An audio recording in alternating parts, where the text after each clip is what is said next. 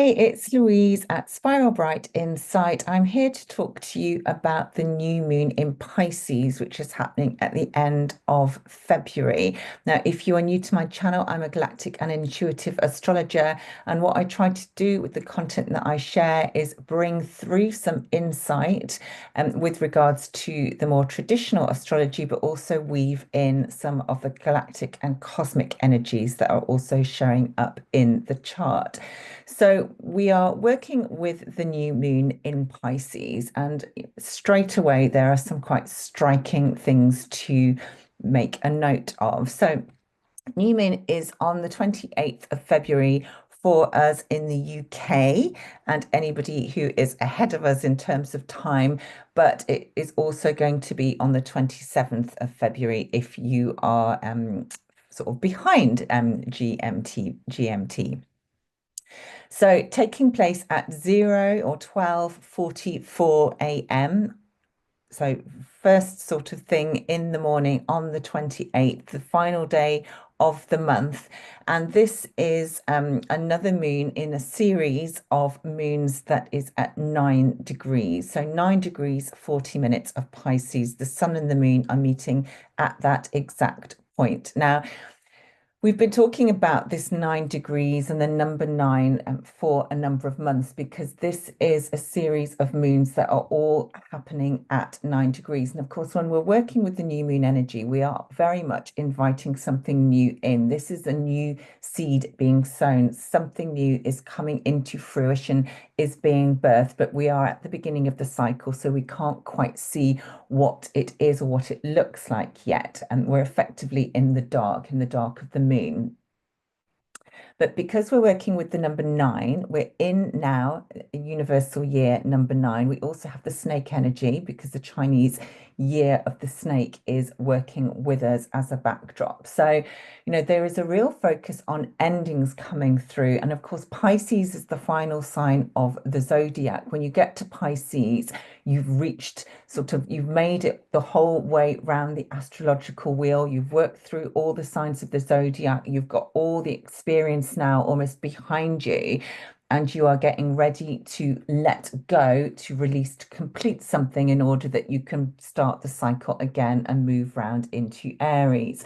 So there is a really, really strong acknowledgement here that in order to bring in the new, we need to let go. And effectively, that is what we are doing all year in 2025 with the energy of the universal year number nine, with the snake energy, and particularly with so much, particularly in the beginning of this year, with so much focus on Pisces.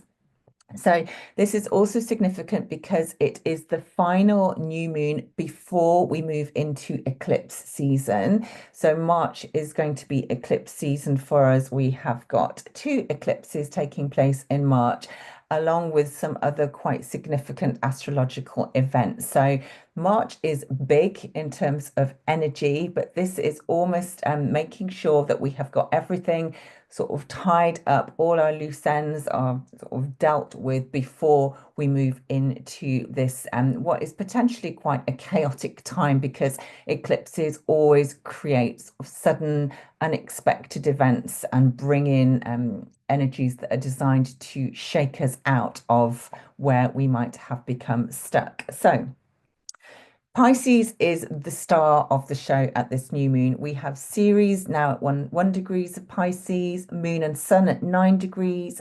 Saturn has got round to 20 degrees of Pisces. Mercury is in Pisces at 24 degrees. The North Node is now at 27 degrees and Neptune has made it to 28. So a huge focus on this sign. And what exactly does that mean in terms of the energies? Well, Pisces is the final sign of the zodiac. It's the 12th sign. It is ruled by Neptune. It is mutable water.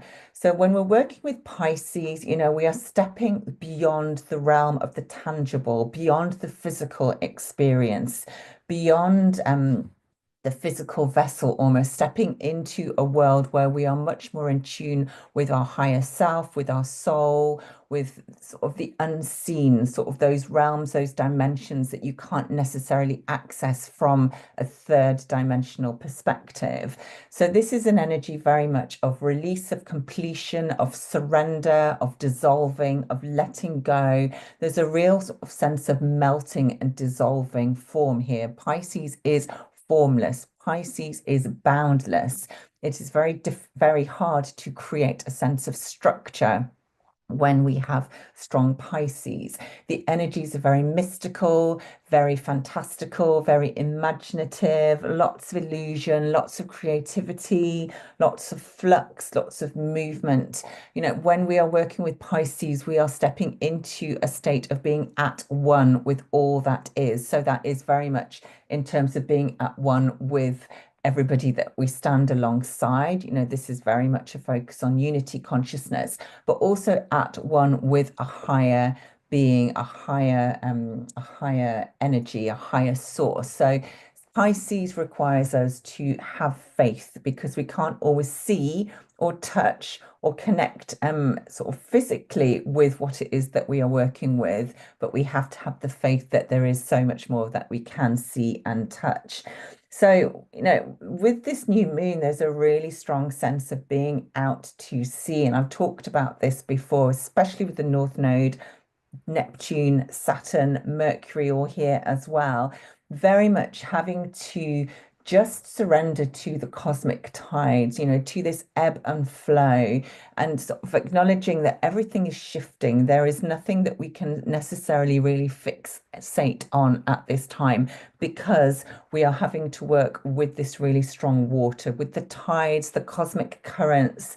Things are constantly shifting, constantly changing, and it is a case of just having to almost surrender to that and just acknowledge that this is how it is.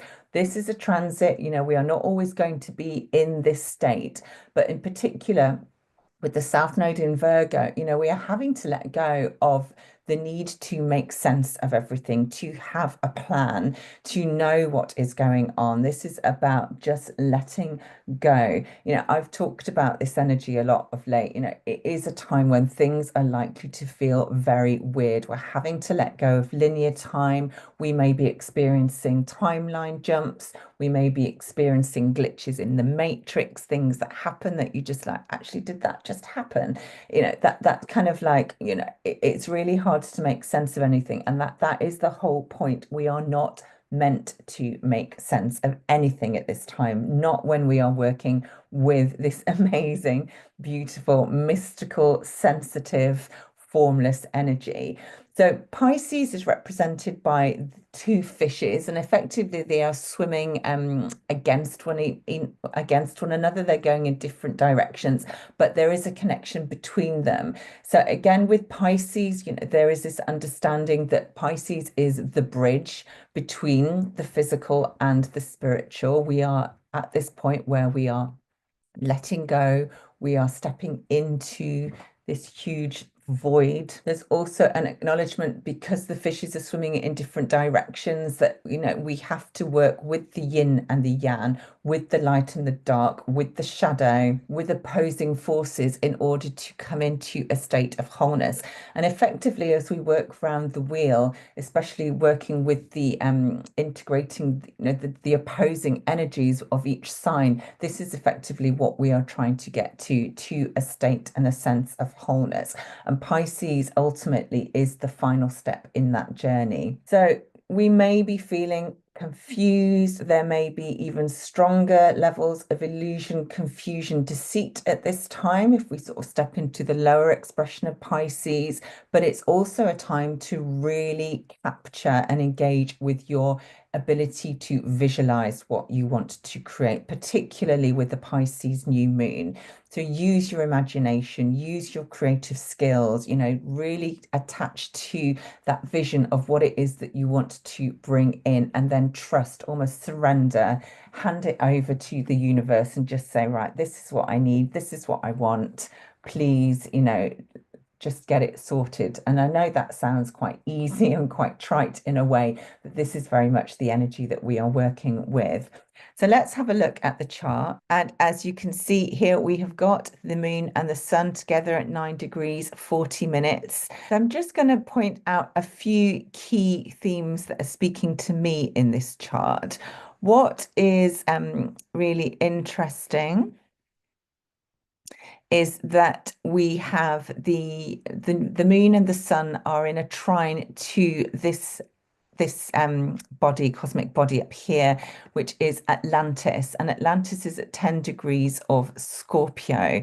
So starting to slow down, is going to station retrograde in the fairly near future, but is in a trine to the moon and the sun. So there is absolutely a connection here to our Atlantean past. And of course, you know, you can't really disregard the fact that Pisces and this huge grouping of Pisces energy and huge focus of Pisces energy is likely to bring a focus to water. Now, water being very much a connection to our emotional state, very cleansing, very clearing, very transmuting. But also when we have strong water in the chart, it is likely that we may have a lot of water in our physical experience. So there is possibly going to be more water-based events, more flooding, but also a lot more emotion. So there's absolutely some connections to Atlantis past lives, memories perhaps surfacing up that may be connected to floods and trauma that has been experienced in terms of flooding, waves, and things being lost at sea or being lost in the depths. So that is really interesting to note. And obviously with Pisces, this is very karmic as well. So this may be a time when a lot of us are actually healing our karmic connections to Atlantis in some way. Now, at the time of this new moon, Mars has finally stationed direct in Cancer. So we are finally out of Mars retrograde period, which is going to be good news, I think, for most of us, because it has felt like a long old slog. And now Mars can finally move direct through the second half of Cancer and into Leo. We should feel a little bit more motivated and as if things are starting to really get going and get shifting again. Mars is in a trine to Saturn.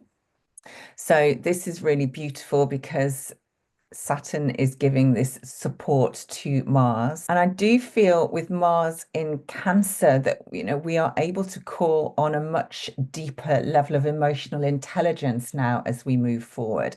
And Saturn is giving us that extra sort of boost, that extra mastery, that extra kudos in order to do that. Mars is also in a trine to Vesta over in Scorpio. And of course, if we add in Saturn, we've got this beautiful grand water trine flowing between these three bodies. And that for me feels like an opportunity to again really harness what we've learnt from Mars retrograde and what we're learning from Saturn being in Pisces in terms of spiritual maturity and spiritual mastery, and really go within using the Scorpio energy to connect with our inner light and our inner flame, and use that almost as a platform or a catalyst to ignite us, to push us forward, but also very much in tune with our emotional awareness and our emotional state, and tuning into how we feel about the progress that we are making. We can also see that Jupiter in Gemini is in a trine to Black Moon Lilith, and this is the true calculation for Black Moon Lilith. So again, there is new understanding perhaps that is helping us to access the hidden parts of ourselves, the more shadow state. And with Black Moon Lilith in an opposition to Venus, again, this feels like there are new gifts and perhaps of a very pioneering in nature because of the Aries signature that are stepping forward that may have been kept hidden in the depths. in the shadows, but they are absolutely starting to come forward. And of course, Venus is also about our self-worth, our value. And in Aries, Venus is finally able to put herself first and make sure that, everything that she's doing, that she's taking on actually suits her. So, you might consider this to be quite self-centered or selfish, but actually, no, this is really, really empowering. And I'm also drawn to the fact that Salacia is in a very close conjunction with Venus and opposing Black Moon Lilith. Now, Pam Gregory mentioned Salacia in her recent video, and she was talking about, this beautiful energy and the connection that she sees between Salacia and the light codes, about the consciousness that is carried and held within the water, about the connection to light language and to these beautiful sort of more ethereal gifts coming through. And of course, with the proximity to Venus here, it does feel as if there is an opportunity for more information, more downloads to come through, perhaps in the form of light language. So if this is something that you are familiar with, that you've worked with, or that you have been interested in, this is perhaps a time when those gifts are going to come more online. They're going to be strengthened in some way. So that's a really beautiful connection as well. And, with the opposition here to Lilith,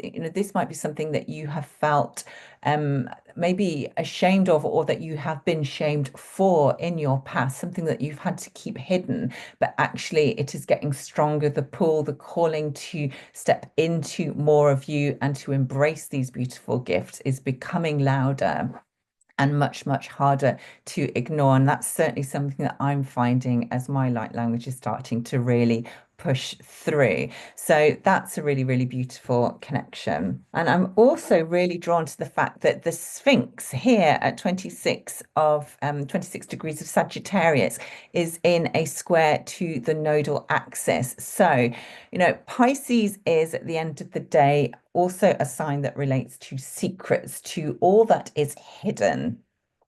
And with the Sphinx here, that is also another energy that we associate with hidden secrets, hidden riddles, hidden information, that really you need to be able to ask the right questions in order to gain access to the answers that you seek. The Sphinx represents a rite of passage, a journey that may feel challenging, that may feel daunting, but with this square to the nodal axis, it feels as if, we are coming into this time when there is yet more insight, more ancient wisdom ready to be released. And perhaps that is coming up through the trine to Atlantis and the new moon, things coming up from the depths that, are ready to be remembered. And again, with the connection with Salacia, which is very much linked to water, to the oceans, to the great wisdom that is held and carried within the water, right next to Venus. Again, this just feels all very aligned and some really beautiful themes coming through.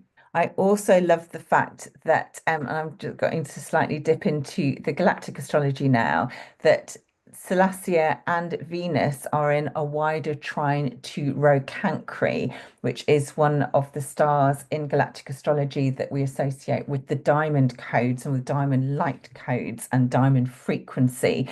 So again, that ties in really beautifully with the diamond sort of shimmering light that we associate with Salacia, with the light reflected on the water, with the diamond light codes through Cancri. There's a beautiful connection there for sure. So again, this theme of the tides, of the currents, of being out at sea, of the depths of the wisdom that is held within the ocean, of almost stepping into the ocean within us, just feels such a strong part of this new moon energy and its themes. Now, two other notes before we moved on to the galactic astrology. There's a few transits that are worth mentioning, because Neptune is just days away now from coming into the 29 degrees of Pisces, which is the very final degree of the entire zodiac. And that may trigger some sort of crisis. Certainly mass confusion, mass illusion is possible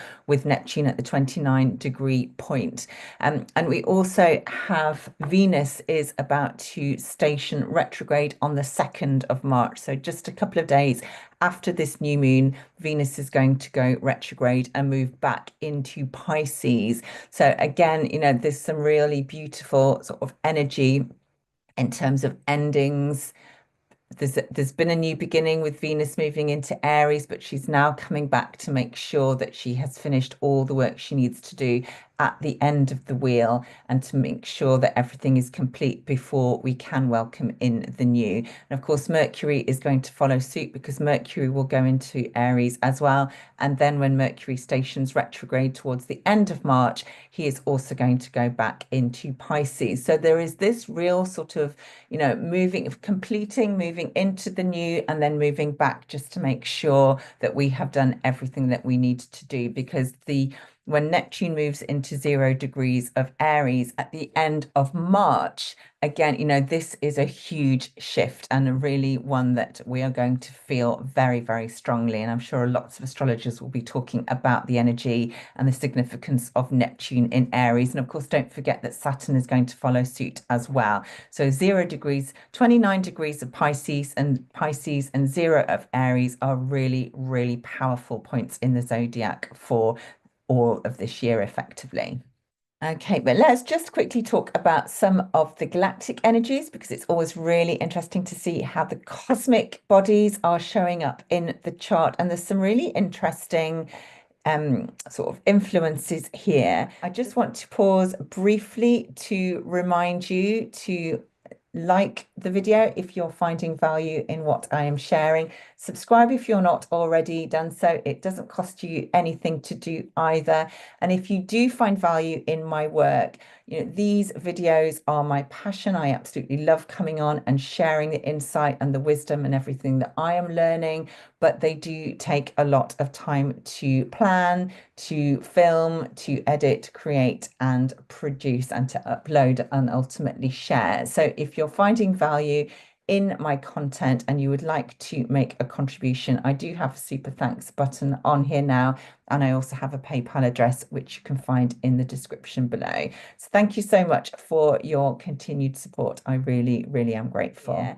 The sun and the moon are actually very close to a star called Scat, which is in Pisces, although in terms of the sky, it is at the right leg of the water bearer in the Aquarius constellation.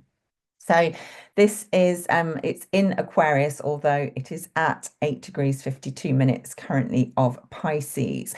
And this is a really interesting energy. It's not one that I am familiar with necessarily, but I always like to, if I can't see anything in the chart and it feels like an important event, I will go looking. That's the researcher in me. So Scat is basically the energy of wishes coming true and long-term success. When we're working with this star energy, there is a real strong theme of progress, because we are in the Aquarius, in the water bearer, but also vision. So combining those energies of Aquarius and Pisces together, having the faith, having the endurance, the tenacity, the perseverance to keep going, but also a real sense of wishes fulfilled. So that for me just is really beautiful. I'm thinking of, the 10 of Cups in tarot, that sort of dream come true, fulfillment of wishes type energy. And of course, the cups in tarot are water-based energies as well. So perhaps, this is the energy of the 10 of Cups coming through this new moon, but certainly it is offering us support and stability, because it is lying on the right leg of the water bearer. So, holding this energy up, but also really acknowledging that, we have come so far. And of course, when we get to Pisces in the chart, we have cycled the whole way around. We've done everything. We've got this wealth of experience to build on, to carry us forward. And with so much, sort of focus on this final sign in the zodiac at the time of this new moon. This is an acknowledgement that we have come on a very, very long journey. It has not been easy. It has required a huge amount of dedication, of work, of effort, but actually we can start to now see the fruits. We can see the wishes coming true, the dreams coming true. And, as part of that, we can actually just let go. We don't have to have attachment to the effort anymore. We can just surrender. We can almost like, it's just like, yeah, cutting that cord, starting to rise high, right, and rise above, letting the universe take over and take charge now because we have done the work. We've got to where we need to be, and now we can start to enjoy the fruits of all those efforts. And, it may not be what we were expecting it to be, but this is where we just have to let go of needing to understand, of having to have a plan. We have to trust that everything is in place, it's divinely timed, it's divinely orchestrated, and there is a real elegance coming through as well.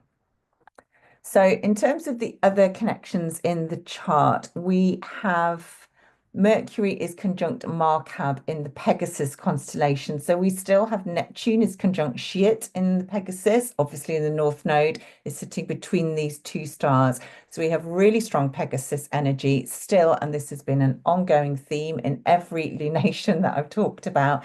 Pegasus, of course, is the way shower, the pathfinder, giving us the ability to literally, reactivate our wings, to fly high, to see the bigger picture, to have that optimism, that faith, that understanding that, often we have to break free of the chains that have kept us fixed, bound, limited, restricted. And often we have not even been aware that we have had these chains attached, but now is the time to let go. And that is where we can step into that lightness of being that comes through Pegasus, the really strong multidimensionality, the ability to fly and to travel between dimensions, to go beyond the horizon and to have our sort of focus set on what it is that we want to bring in, because this is a really strong visionary energy. Pegasus also helps us to understand the purpose in suffering, which comes through in other star energies, not least the fact that Atlantis is very close to a crux. So again, there's a real sort of understanding that yes, we may have trauma from past lives, from past experiences in other civilizations, but actually there is always purpose in the pain, in the suffering, and that is part of the path. We have to face challenge, we have to deal with trauma, with hardship, with heartache, with pain. That is part of the route and the path back home to becoming whole. So, again, Pisces can often be a victim, and that is the lower expression, but it is also very sacred. And there is a real understanding that, with Pisces, there is devotion to the sacred, to the divine, to the spiritual expression. And ultimately, that is what we are all heading back to. We're trying to reconnect to the sacred and the divine within us, because we know that is part of who we are. We may have become separated and divided from that. We may have gone through the veil of forgetfulness and, had to endure suffering of being here in the physical with that disconnection. But this is really feels like the start of our reconnection to our more spiritual, divine, and sacred aspects of the self. And through that, we are able to come into a much greater sense of wholeness and belonging and reconnection, coming home to the self, but effectively coming home to source. So that was quite a strong Piscean flow there. I'm very aware of that. So the sun and the moon in Pisces are in a square to Aldebaran and Antares, which are two of the royal stars. So this is kind of giving us this real sort of, I don't know, catalyst, tension, challenge. Are we ready to step into these more royal energies? Are we ready to step into the higher versions of ourselves? Aldebaran is Archangel Michael, Antares is Archangel Uriel. So this is very much about energy of the archangelic realms, protector, creative. Antares is a stargate. It's where we go when we're ready to move into a higher dimension, a higher frequency. So there is that opportunity should we choose. But we also have, this beautiful energy of Archangel Michael and his sword of protection, his divine guidance, slicing through the untruth, slicing through, anything that is holding us back. And of course, I've talked as well about the fact that Uranus has been very close to Capulus in Perseus for a number of months now, and will continue to be because the orb that we work with is 2 degrees. So Capulus is Perseus. This is the hero's journey. This is the ability to see something from a slightly different angle, to take on sort of treacherous behavior and tyranny, to sort of be the hero, to slay the dragon, slay the monster, to cut through illusion and cut through the chains that bind us to one state of being. So that is really, really powerful energy. But we also have the nodes, and so called the nodes now 27 degrees. So in an exact square to the galactic center. So again, this real sort of pull to, are you ready to connect with your cosmic self, a higher aspect of yourself, to connect with that homing signal that comes through the galactic center, pulling us back to source, pulling us back to the truth of who we are. Are we ready to see who we really are? This may be a challenge. Squares are not easy energies to navigate, but we have to face up to it. We have to see the truth of and sort of the grandiosity of who we are if we are to move forward, if we are to let go of what it is that we have outgrown and step into this higher version of ourselves through the North Node in Pisces.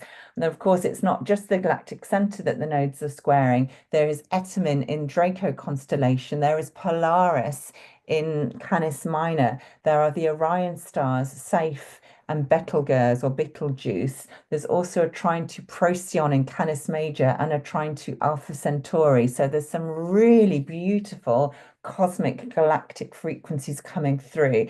Dragon energy, again, making sure that, we are ready to walk within the light and the dark, walk with the shadow to integrate the two so that we can come into a more sort of empowered sense of wholeness. Polaris, the guiding star, the North Star, making sure that we are paying attention to those signs, those synchronicities, that symbolism, that sort of inner guide and outer guide that is always showing us the way, leading us forward, making sure that we do keep going, that we have this point of reference when we can almost see all that is, and that gives us this new beautiful perspective. Safe, again, the energy of the sword cutting through the shadow, but also acknowledging that shadow is part of our path back to wholeness.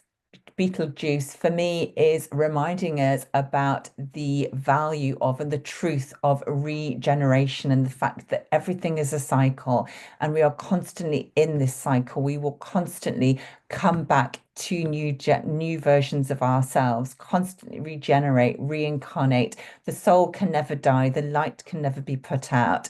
And again, that guiding light through Polaris, that truth of the eternal cycle through Betelgeuse, the cosmic homing signal through the galactic center is really, really beautiful. And the final galactic energy that I just want to talk about briefly is the fact that Saturn is now squaring what I've come to call as the cosmic trinity. So we have Nihal, we have Bellatrix, and we have Capella. Now, all of these 3 stars, although they are connected to or lie in different star systems, they share a very similar point in the chart in Gemini. So Nihal is in Lepus. This is the blue ray energy. This is very much about manifestation, magic, about using words and the power of words. This is Merlin energy. So again, very magical, ability to shape shift and to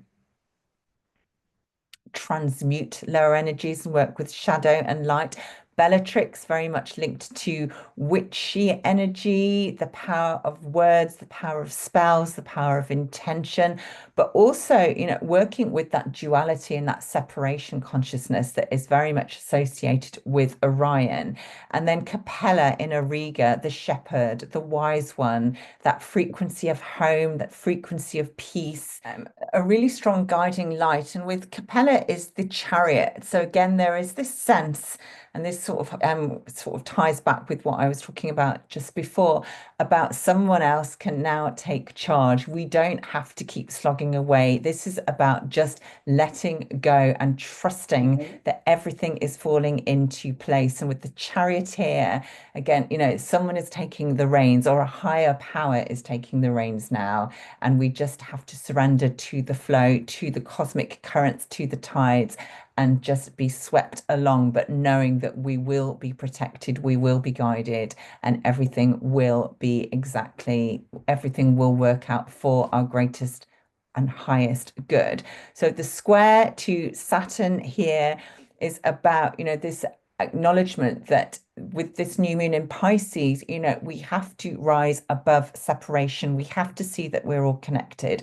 We have to come into unity consciousness and stand side by side, and really stand also side by side with source energy at the end of the day. So again, with the square, this is something that is going to challenge us, perhaps, challenge many of us if we're not quite ready to embark on this journey, but it is non-negotiable. It cannot be ignored. It has to be sort of faced head on. So that is a really beautiful sort of cosmic trinity energy working together. They are separate, but again, they are working with very similar themes, moving us from separation into unity through the Gemini into Pisces square aspect. So I hope you've enjoyed being able to follow what I've shared. I am aware increasingly that there is some channeled information comes through, as well as what I have prepared and what I plan to say. So yeah, I hope that you're resonating with what is coming through, and that there are some messages that are helping you to move forward and helping you to have a bigger understanding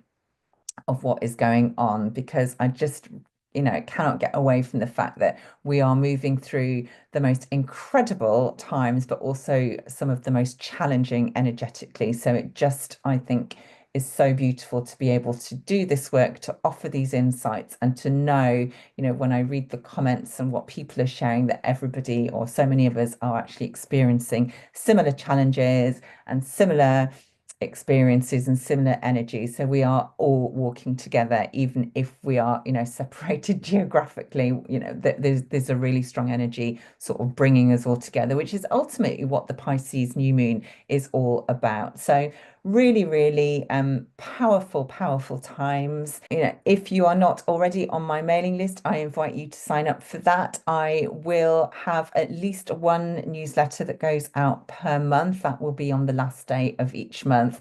And I'm hoping to start maybe introducing a second newsletter mid-month. We'll see how we go and how timing allows. But yeah, please join that. You can sign up for that on my website. There's also information about the services that I offer. If you want to do a deep dive on, say, how this moon is working in your chart, or on a specific astrological alignment or energy that you are interested in, then I can offer shorter, more deep, in-depth readings, but also the quantum soul guidance, the galactic astrology, the energy work. There is quite a lot to choose from. So I invite you to have a look at that, and I will be back soon. Thank you so much.